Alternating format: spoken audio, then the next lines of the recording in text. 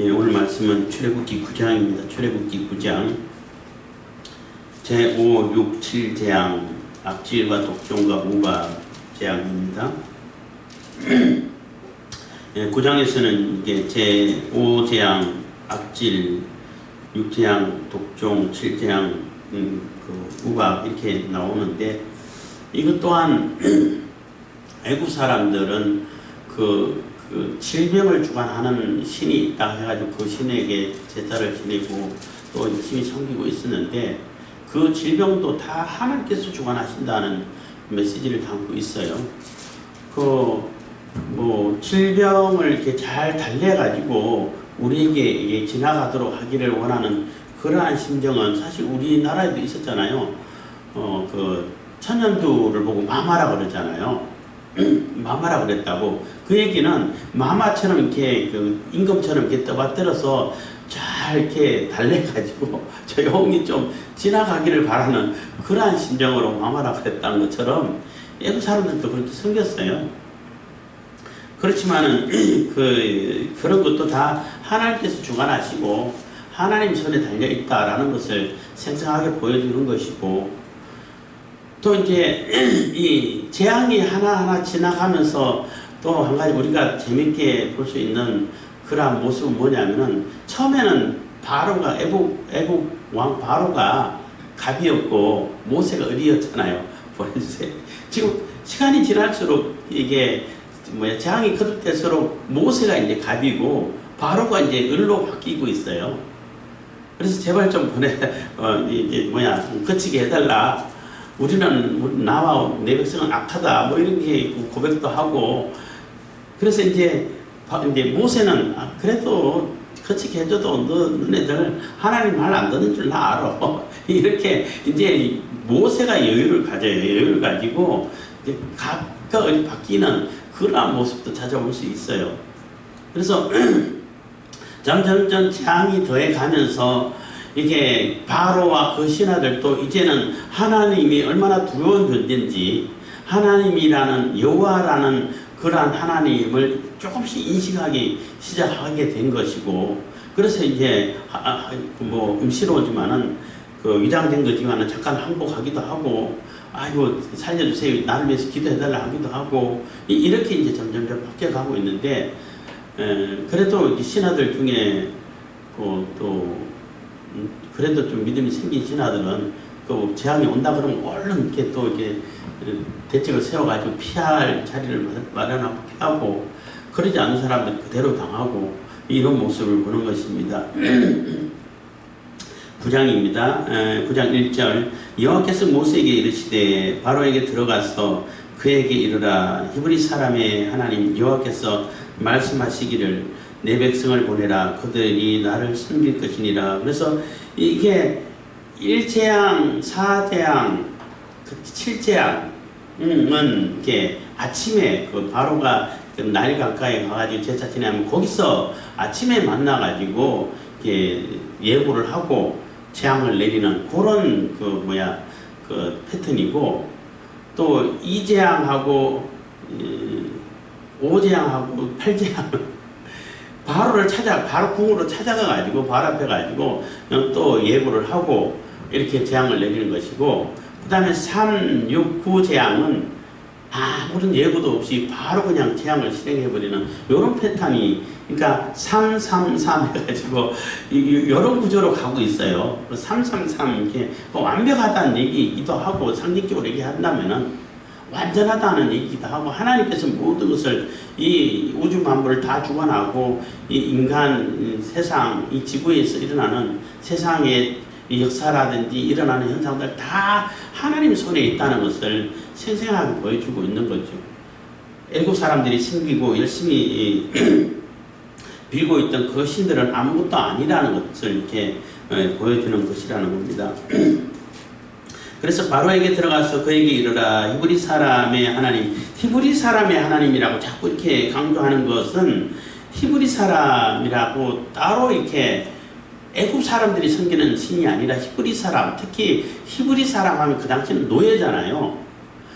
피라미드 구조 해가지고 제일 권력층들이 제일 위에 높이 있고 제일 아래는 그 지배층, 그 피지배층 노예들이 있는데 노예들이 섬기는 그 하나님은 그 신들은 너무나 하찮은 존재라 밖에 안 된다라고 여기고 있는 거예요.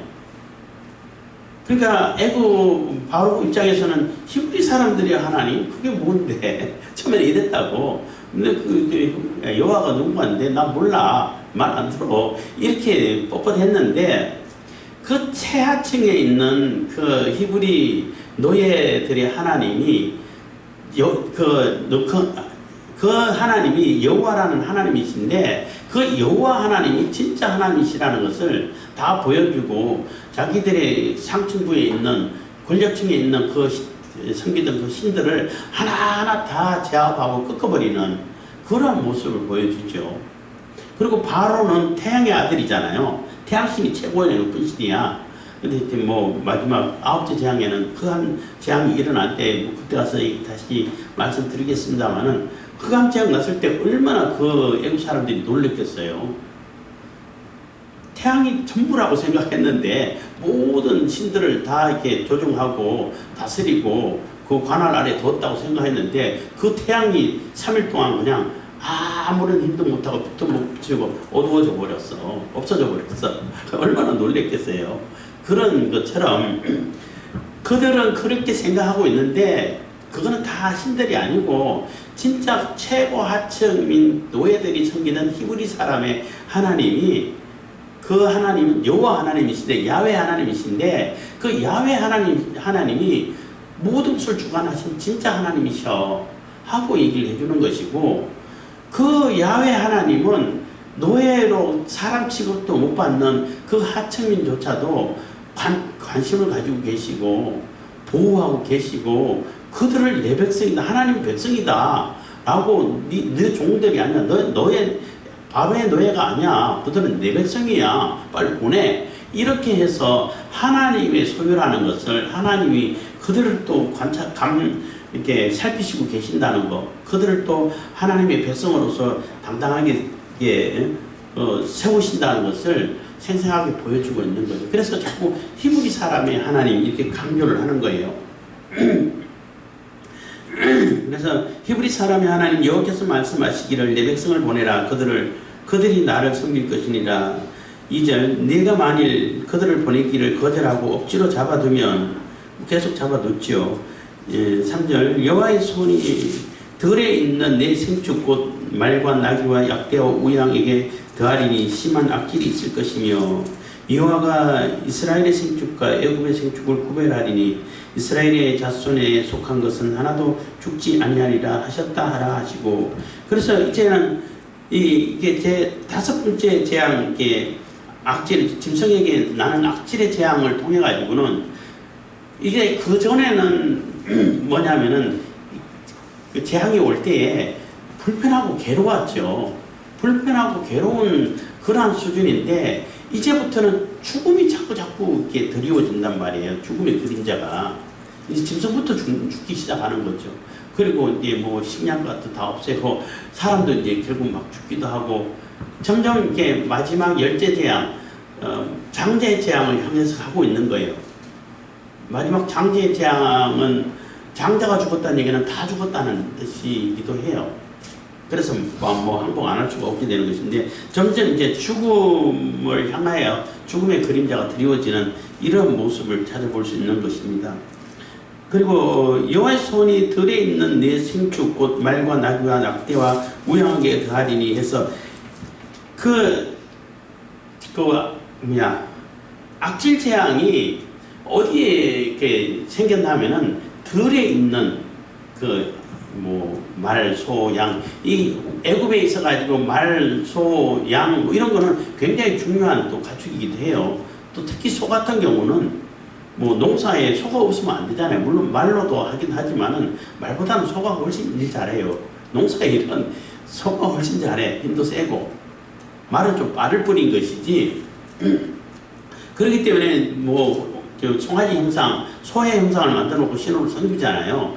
그 가축들을 주관하는 신이 있다라고 생각했는데 그것도 신이 아니야. 하나님께서 다 주관하셔. 마음대로 하나님 원하는 대로 죽일 수 있어 라는 것을 보여주는 거예요.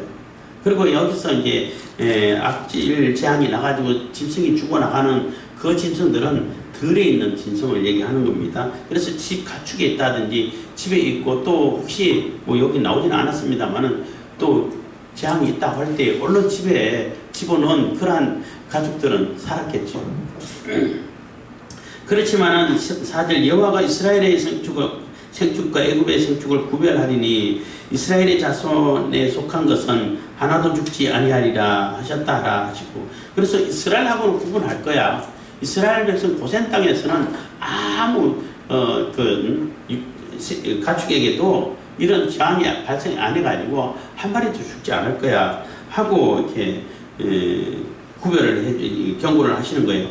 그 들에 있는 생축은 애굽 사람들의 생축보다는 이스라엘의 생축들이 훨씬 많겠죠. 왜냐하면 이스라엘은 목축하잖아. 목축하고 애굽 목축을 안 하고 목축을 가정의 얘기니까 꼭 필요한 그런 가축들만 집에서 기르기도 하고 뭐 덜에 풀어놓고 기르기도 하고 하겠습니다만은 어쨌든 구별해서 보여주겠다는 것입니다. 5절 여호와께서 기한을 정하여 가라사대 여호와가 내일 이 땅에서 이 일을 행하리라 하시더니, 그래서 여호와는 야훼 하나님께서 기한을 정해서 지금 당장 이게 아니고 내일 이맘때 하루의 시간 여유를 주는 거예요. 왜 줬을까요? 하루 동안 생각해보고 지금까지 계속 재앙이 있었는데 또 이렇게 또 돌이킬 수 있는 마음을 가진다든지 항복할 수 있는 마음을 가져라는 거죠. 그리고 뭐 우박 재앙이 날 때도 신하들이 막 이게 자기 종들과 이게 가족들을 막 집으로 돌려보낸 그런 신하들 있는 것처럼 그 얘기 듣고 이러다 다 죽겠다 해가지고 집으로 이렇게 들여온 그러니까 축사 안으로 돌려보낸 그런 가족들도 있겠죠. 어쨌든 그래서 하루의 여유를 준 것은 하나님의 은혜라는 거죠. 재앙을 내리되 회개하고 돌이킬 수 있는 그 재앙을 피할 수 있는 그런 시간 여유를 준다는 거예요. 그 세상 권력이라 할지라도 하나님 이방인이라 할지라도 그들에게 돌이킬 수 있는 기회를 주신다는 겁니다. 6절입니다. 이튿날에 여호와께서 이 일을 행하시니 애굽 모든 생축은 죽었으나 이 모든 생축은 들에 있는 모든 생축을 얘기하는 겁니다. 이스라엘 자손의 생축은 하나도 죽지 아니한지라. 7절 바로가 보내어 본즉 이스라엘의 생축은 하나도 죽지 아니하였더라. 그러나 바로의 마음이 완강하여 백성을 보내지 아니하니라. 그래서 진짜 이스라엘 고센 땅에는 한 마리도 안 죽었을까 하고 이 사람들 보내갖고 확인을 했다는 거예요. 확인하니까 거기는 멀쩡해. 한 마리도 그냥 다치지도 않았어. 그렇지만은 이미 마음이 이렇게 고집이 세고 고집이 굳어있는 그러한 바로의 마음은 꺾이지 않았다는 거예요. 여호와께서 바로의 마음을 강팍케 하여 이런 표현도 나와요. 그 얘기는 바로가 굉장히 마음 착하고 순하고 뭐 이런 사람인데 억지로 막 악한 마음을 집어넣어가지고 말을 들었다는 얘기가 아니고 원래 얘는 악하고 나쁘고 고집 엄청 세. 안 꺾고 그걸 그대로 내버려뒀다는 얘기예요. 네 맘대로 해봐 이렇게 된다는 얘기예요. 그게 하나님께서 강팍케 하셨다는 뜻인 것입니다. 8절입니다. 여호와께서 모세와 아론에게 이르시되 너희는 풀무의 제 두 움큼을 가지고 모세가 바로의 목전에서 하늘을 향하여 날리라. 그래서 이거 6번째 재앙이죠. 6번째 재앙은 또 예고도 없이 그냥 바로 실행을 해버리는 거예요. 날리라. 7절, 9절 그 제가 애굽 온 땅에 티끌이 되매 애굽 온 땅의 사람과 짐승에게 붙어서 독종이 발하리라. 그래서 이 죄를 한 움큼, 제가 이게 타고난 죄 한 움큼이라 할지라도 그 알갱이를 너무나 이게 적기 때문에 한 움큼 집어 날려도 그 알갱이 숫자만 한다 하더라도 어마어마하겠지요. 물론 이렇게 상징이기도 합니다만은 뭐 그런 어디서 나온 얘기인지 모르겠습니다만 저도 그냥 얼핏 들어가지고 정확하게 잘 모르지만 어떤 마녀가 자기에게 누구에게 소원을 빌었는데 네 소원이 뭐냐 하니까 내가 내 손에 쥐고 있는 이 제 한 움큼만큼의 날수만큼 살게 해주세요. 이런 소원을 빌었다고 그래요. 근데 그 날수가 엄청 많죠. 그렇잖아요. 거의 뭐 영생이나 가까이 할 정도로 긴데 그래 그러면 내가 소원 들어줄게 하고 들어줬는데 그 다른 거는 안 그냥 안 죽게 해달라 살게 해달라고만 빌었기 때문에 늙고 쭈그러들고 이런 거는 계산을 안 넣어가지고 점점 늙어가지고 쭈그러들고 그래서 조그만 조롱박 속에 들어가는 그런 마녀가 됐는데 지나가는 사람마다 마녀야 네 소원이 뭐냐 그러면 난 내 소원은 죽는 거다 제발 좀 죽었으면 좋겠다 뭐 이런 이 우화도 있다고 하는데 어쨌든 그 죄를 이렇게 날리라는 거죠. 뭐 죄는 그 벽돌 구울 때 난 죄일 수도 있고 이스라엘 백성들을 노예로 부릴 때 벽돌 굽고 할 때 그 가장 상징이기도 하고 그렇잖아요. 그렇게 너네들 히브리 사람들을 괴롭혔던 그 죄를 가지고 뿌려서 한번 피부병으로 고생해보라는 것입니다. 10절입니다. 그들이 풀무의 죄를 가지고 바로 앞에 서서 모세가 하늘을 향하여 날리니 사람과 짐승에게 붙어서 독종이 발하고 그래서 사람과 짐승에게 붙어가지고 엄청 피부병으로 고생하고 있다는 것이 피부병이 발생했다는 겁니다. 11절 술객도 독종으로 인하여 모세 앞에 서지 못하니 독종이 술객들로부터 애국 모든 사람에게 발하였습니다. 그래서 이렇게 날렸는데 그동안은 술객들을 불러가지고 나도 이 정도는 해 하고 막 따라하기도 했잖아요. 물론 따라하지 못한 것도 있었죠. 이해 제한부터는 못 따라 했지만은 그래도 이 정도로 우리는 영적인 존재를 배경으로 한 뭔가 이렇게 능력을 발휘하고 힘을 발휘하고 나름대로 뭔가를 가지고 있어 라고 하던 그러한 사람들이잖아요. 근데 그 사람들도 지금은 이게 독종이 발해가지고 출근도 못했어. 힘도 못 써. 그러니까 그들이 이렇게 하나님 흉내 내던 거 다 이렇게 거짓말이고 가짜고 하나님이 내리는 그 재앙 앞에서는 아무도 피할 수 있는 존재가 없다는 거예요. 그래서 하나님께서 내리시는 그 재앙을 피할 수 있는 존재는 없죠. 그래서 이 세상의 권력들이 자기가 하나님이라고 자꾸 거짓말하고 속이고 프로파간다라고 그랬나? 하여튼 가스라이팅 이런 표현도 쓰는데 가스라이팅하고 그 세뇌라는 뜻이에요. 세뇌시켜가지고 진짜 그들이 하나님이고 그들이 모든 것을 이 세상 역사 권력 정치 다 주관한다 라고 자꾸 이렇게 그렇게 만들어가고 있어요. 지금도 눈에 보일 정도로 그렇게 하고 있어요. 지금은 이게 세상 권력이 그림자 권력 그러니까 사탄의 사주를 받는 조종을 받는 그런 권력들이 딥스라고 얘기하죠. 딥스테이트 해가지고 그렇게 표현하기도 하는데 정말 그 세력들이 쥐락펴락 한다는 것이 이제 보여요. 그 전까지 한 10년 전 이 정도만 해도 지금부터 10년 전만 해도 있는 것 같기도 하고 없는 것 같기도 하고 그냥 음모론으로만 이렇게 취급을 하고 그래서 대부분 뭐냐 없어 우연이야 이렇게 생각한 것이 많았는데 지금은 눈에 거의 보여요. 아 역시 이 사람 이런 세력들이 움직이고 있구나라는 것을 보인단 말이에요. 그렇지만은 그러한 세력들이라 할지라도 하나님의 재앙 앞에서는 피할 수 있는 존재가 없다는 거예요. 절대 못 피한다는 거죠. 물론 요한계시록에 보면은 그 어마어마한 대접 재앙이 내려져도 살아남는 존재가 있어. 짐승의 존재가 있어. 짐승의 세력이 있어요. 그래서 그들은 더 이상 장사해 먹을 대상이 없고 착취할 대상이 없고 해서 울고 있어. 그래서 그 짐승의 세력들은 산채로 죽음을 보지 않고 산채로 지옥에 던져지는 그러한 아주 기가 막힌 운명을 이렇게 맞이하게 되는 거죠.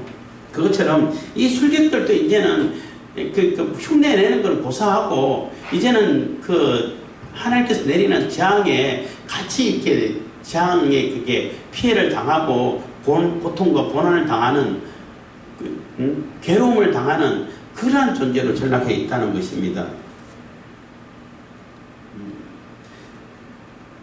몇 절이죠?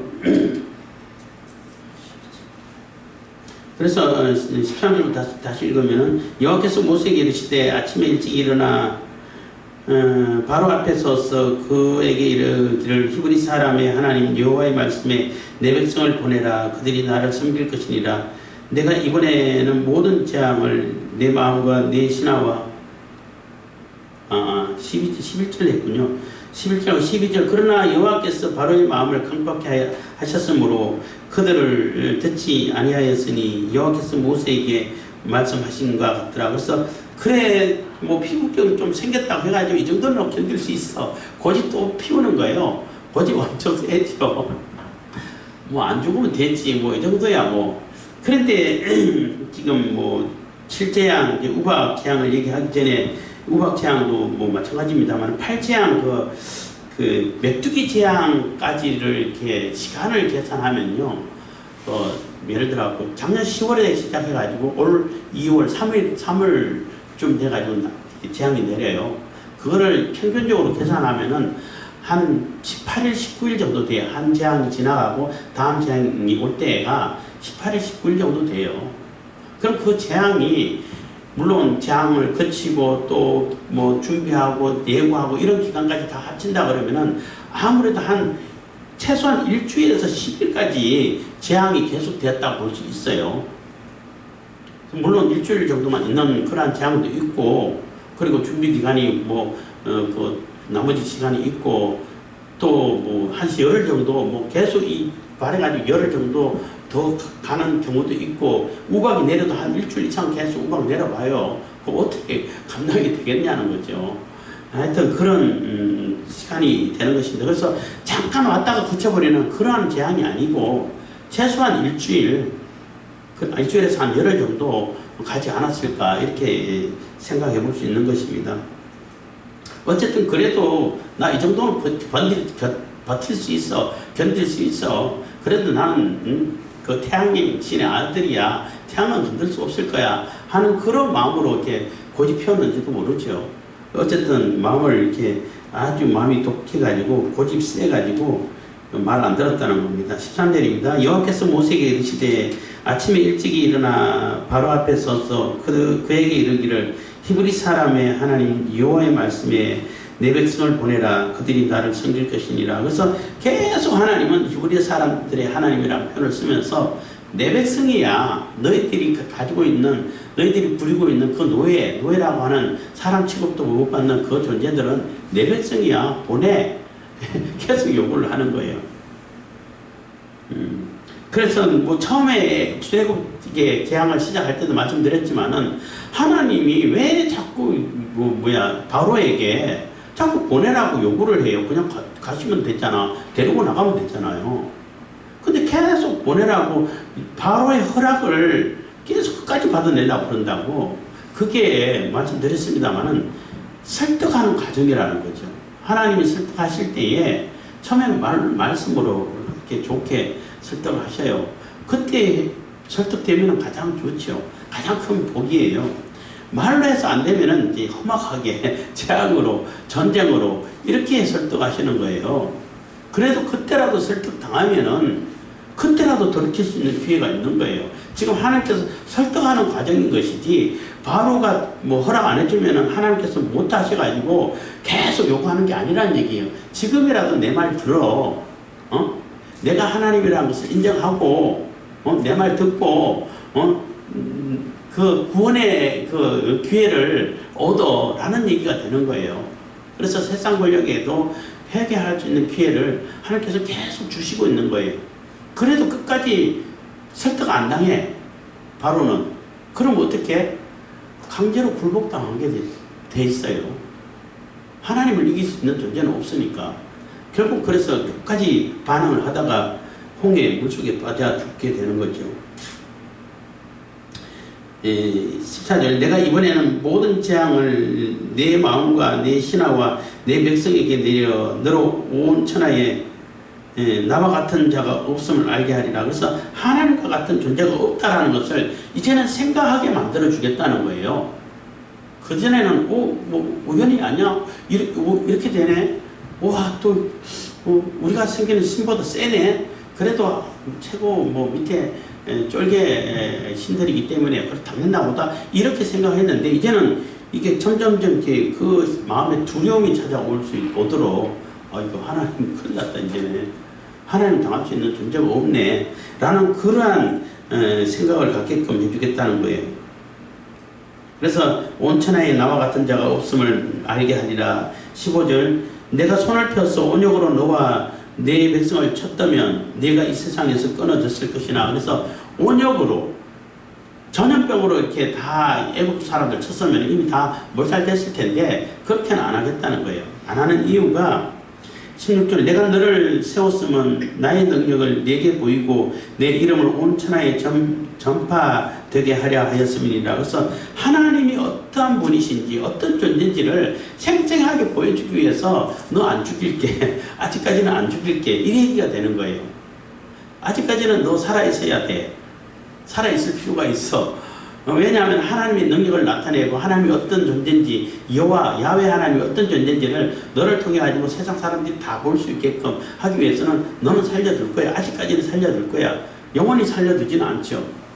끝까지 굴복하지 않아가지고 결국은 홍해에 수장시켜 버렸잖아요. 그렇지만 아직까지는 이게 살아있을 필요가 있다는 겁니다. 17절 내가 여전히 내 백성 앞에 자고하고 그들을 보내지 아니하느냐. 아직도 교만해가지고 네가 최고인 줄 알지 그래서 안 보내지 이 얘기가 되는 겁니다. 18절 내일 이맘때면 내가 중한 우박을 내리리니 애국 개국 이래로 그 같은 것이 있지 않던 것이리라. 이제 보내어 내 생축과 내 덜에 있는 것을 다 모으라. 사람이나 짐승이나 무릇 덜에 있어서 집에 돌아오지 않은 자에게는 우박이 그 위에 내리리니 그들이 죽으리라 하셨다 하라 하시니라. 이제는 사람까지 이제 죽는 상황까지 오게 된 거죠. 그래서 우박이 내리는데 우박이 지금까지 보지 못했던 우박이라는 거예요.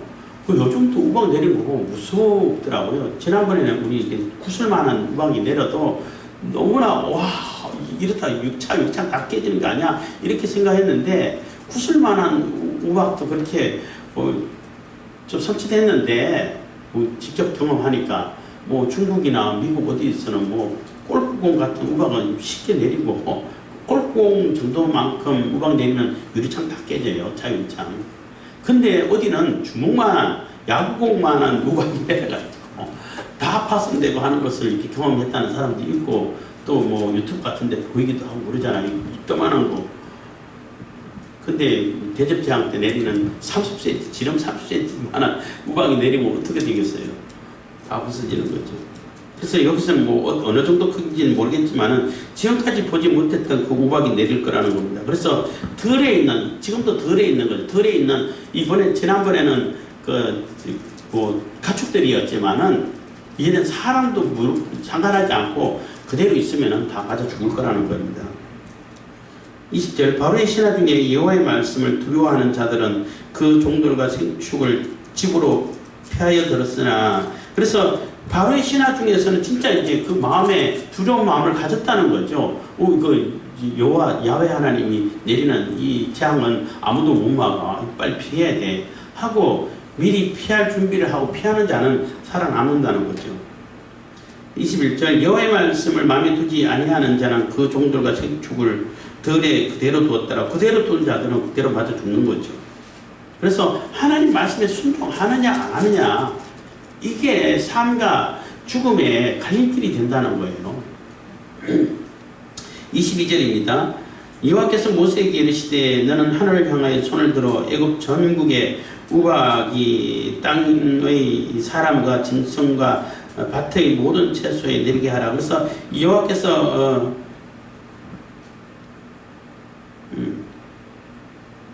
모세에게 이르시되 여호와께서 모세에게 이르시되 너는 하늘을 향하여 손을 들어서, 여기서 손을 드는 것은 재앙이 내리는 하나님의 심판이 임하게 하는 그 손이 되는 거예요. 나중에 다시 손을 든다는 얘기는 그거는 기도하는 손이 돼요. 우박을 거칠 때. 23절 모세가 하늘을 향하여 지팡이를 들매 여호와께서 뇌성과 우박을 보내시고 불을 내려 땅에 달리게 하시니라. 여호와께서 우박을 애굽 땅에 내리심에 우박의 내림과 불덩이가 우박에 섞여 내림이 심히 맹렬하니 애굽 전국에 그 개국 이래로 그 같은 것이 없던 것이라. 우박이 애굽 온 땅의 사람과 짐승을 물어나고 무릇 밭에 있는 것을 쳤으며 우박이 또 밭의 채소 모든 채소를 치고 들의 모든 나무를 꺾었으되 이스라엘 자손의 거한 고센 땅에는 우박이 없었더라. 그래서 우박이 내린데 우박만 내린 것이 아니고 비도 내리고 천둥 번개 치고 그 벼락이 떨어지고 할 때 벼락도 우박하고 같이 막 여기저기 막 동시다발적으로 엄청나게 떨어졌다는 거예요. 그래서 뭐 짐승이고 사람이고 다 아주 죽고 심지어는 나무도 다 꺾이고 우박이 정말 대단한 게 그 유튜브 같은 거 다 보다 보면은 특이한 그것을 이렇게 찍어가지고 내주는 그런 유튜브도 있잖아요. 보면은 우박이 나무를 쳤는데 나무가 그냥 박살나는 이런 모습도 보이더라고요. 나무 껍질 다 벗겨지고 나무까지 다 부러지고 허옇게 되어버리는 그런 경우도 있더라고요. 와, 무섭다. 이렇게 되더라고요. 그래서 나무를 다 꺾어버리고 이렇게 했는데 이스라엘이 자손이 거하는 고센 땅에는 없었다는 거예요. 그래서 이 우박 내리고 한 것이 일주일만, 한 3일만 가도 막 무시무시했을 텐데 일주일 이상 갔다 생각해 보세요. 27절입니다. 바로가 사람을 보내어 모세와 아론을 불러 그들에게 이르되 이분은 내가 범죄하였노라. 여호와는 의로우시고 나와 나의 백성은 악하도다. 그래서 이제 서서 이제 항복해야겠다. 이게 도저히 당할 수가 없다라는 것을 조금씩 인정해가는 그런 모습을 보죠. 그래서 모세와 아론을 급하게 불러가지고 여호와는 의로우시고 야훼 하나님은 너희 하나님 야훼 하나님은 의로우시고 나와 내 백성은 악하다. 이렇게 고백을 하는 겁니다. 28절 여호와께 구하되 이 뇌성과 우박을 그만 그치게 하라. 내가 너희를 보내리니 너희가 다시는 머물지 아니하리라. 그래서 다 보내줄 테니까 이거 제발 좀 거치게 해달라는 거예요. 여기서 그 바로가 여호와는 의로우시고 나와 내 백성은 악하도다 이 말 했다고 해서 회개했다고 표현하면 안 돼요. 회개 아니에요. 이거는 그냥 고백인 것이고 잠깐 뉘우치는 거죠. 잠깐 임시적으로 뉘우치는 것이지 회개하는 게 아니에요. 회개는 완전히 돌이켜가지고 하나님께 돌아오는 것이 회개인 거예요. 아까도 말씀드렸지만은 회개는 탕자의 비유를 든다면은 탕자가 집 떠나가지고 고생할 때에 아버지 집에 있어서는 내가 고생 안 할 텐데 넉넉 할 텐데 하고 후회하고 또 뉘우쳤잖아요. 그건 뉘우치는 거예요. 거기서 그대로 후회하고 뉘우치고만 있었으면은 아버지의 은혜를 못 받죠. 그래서 아버지 집으로 돌아왔다는 게 중요한 거예요. 그래서 돌아오는 게 회개인 거예요. 그래서 아무 때나 그냥 회개한다고 막 그렇게 우스꽝스럽게 막 코미디 제로로 삼고 막 하던데 그건 회개가 아닙니다. 여기서 바로는 회개한 게 아니에요. 잠깐 뉘우친 거죠. 그래서 화장실 들어갈 때 생각하고 나올 때 생각이 다르다는 그런 속담처럼 지금 급하니까 뭐든지 다 할 테니까 좀 그치게 해달라라고 요구를 하는 거예요. 그거 보면은 이제는 확실하게 모세가 갑이고 바로가 을이라는 것이 보여지잖아요. 모세는 아주 여유가 있어요. 29절 모세가 그에게 이르되 내가 성에서 나가자 곧 내 손을 여호와께 향하여 펴리니 여기서 내 손을 여호와께 편다는 얘기는 기도한다는 얘기예요. 손 들고 기도하는 자세예요. 기도한다는 뜻입니다. 그리하면 내 성이 그치고 우박이 다시 있지 않을지라 세상이 여호와께 속한 줄을 왕이 알지어다. 그래서 기상을 주관하는 그러한 신이 있다라고 생각하고 있지만은 기상이변, 또 비를 내리고 우박을 내리고 기상을 주관하는 그 신도 하나님이시라는 것을 생생하게 보여준다는 거예요. 따로 신이 있는 것이 아니라 여호와시라는 겁니다.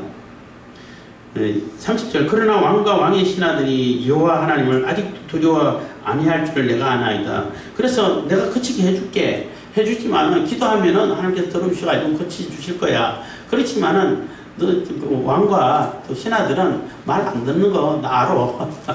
이제는 모세가 이제 여유가 있어요. 그래 끝까지 한번 해봐. 얼마나까지 견딜 수 있냐 해봐. 아직 준비된 재앙은 많아. 이 얘기가 되는 거예요. 그래서 모세는 아주 예의가 있지요. 처음에는 모세가 간절한 마음으로 보내달라고 하고 의뢰의 입장에 있었는데 지금 완전히 갑의 입장에 있는 거예요. 31절 때에 보리는 이삭이 나왔고 삼은 꽃이 피었으므로 삼과 보리가 상하였으나 그래서 지금 나와 있는 피어 있는 그러한 곡식들은 다 이게 피해를 봤다는 겁니다. 그래서 식량이 이렇게 고갈되는 상황으로 몰려오죠. 몰려옵니다. 그러나 32절 그러나 밀과 남액은 자라지 아니한 고로 상하지 아니하였더라. 그래서 밀과 남액은 뭐 쌀보리라고도 이렇게 번역을 하는데 쌀보리하고 조금 다른 지금은 이렇게 멸종된 그러한 종자가 아닐까 이런 생각을 한다고 그래요. 어쨌든 뭐 우리는 잘 모르지만 다른 데는 쌀보리로 이렇게 번역을 해놨어요. 그래서 얘네들은 아직 안 났기 때문에 피해를 안 입었어. 아직 희망이 있어 이런 뜻이잖아요. 바로 입장에서는 그래도 다 이렇게 그 상과 보리는 다 죽었지만 없어졌지만은 피해를 입었지만은 밀하고 쌀보리는 아직 있어. 아직 우리 먹을 게 남아 있어. 이런 희망을 보여주는데 그 희망마저 완전히 꺾어버리는 게 메뚜기 재앙이 되는 겁니다. 바로가 비와 우박과 내성에 그친 것을 볼 때에 다시 범죄하여 마음을 완강케 하니 그와 그 신하가 일반이라. 그래서 그 신하들하고 똑같이 또 고집을 그대로 피우고 있다는 겁니다. 바로의 마음이 강팍하여 이스라엘 자손을 보내지 아니하였으니 여호와께서 모세에게 말씀하신 것 같더라. 그래서 모세에게 얘기한 것처럼 안 보낼 거야. 절대 쉽게 안 보낼 거야. 이렇게 얘기한 것처럼 모세는 이제는 아는 거죠. 이 정도 가지고는 안 되겠구나. 그래서 모세는 오히려 마음에 여유가 있고 바로와 그 신하들은 이제 점점점 불안해가고 두려움에 빠져가고 하나하나 재앙을 당할 때마다 굉장히 심각한 일을 겪게 되는 그런 모습을 보는 거예요. 그래서 어떤 존재도 이 세상의 세력도 하나님을 당할 수 있는 존재는 없어요. 하나님이 내리시는 그 재앙을 피할 수 있는 존재도 없어요. 하나님께서 은혜를 베풀어 주셔가지고 구별을 해 주셔야 피할 수 있는 것이지 그렇지 않으면 다 당할 수밖에 없는 것이고 그럴 때라도 빨리 하나님께로 이렇게 돌이켜서 그때라도 설득당해가지고 험악하게 당했지만은 험악한 방법이지만은 거칠은 방법이지만은 설득당해가지고 주님께로 나오면은 그때라도 구원의 기회가 있다는 거예요. 살 수 있는 길이 있다는 거죠. 그렇지만 끝까지 고집을 피우게 되면은 죽음밖에는 심판밖에는 없다는 것입니다. 기도하겠습니다. 사랑해 주신 감사합니다. 이 시간에도 은혜와 볼 베푸심을